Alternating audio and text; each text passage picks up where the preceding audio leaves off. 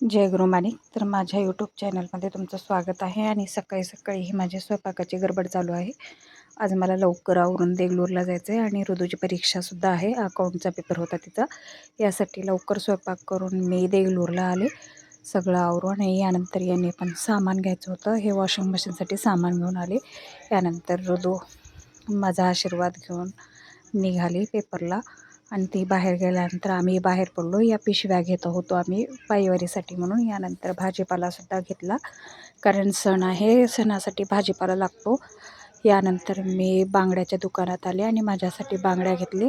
आणि वारीसाठी दोघांनी आम्ही चप्पल घेतली, कारण चप्पलही लागणार होती, यांची पण तुटली होती. यानंतर मुलांना कपडे घेतले, यांना कपडे घेतले, थोडं वॉर्मर वगैरे सगळं घेऊन सामानाची खरेदी करायला मॉलमध्ये आलो होतो आम्ही.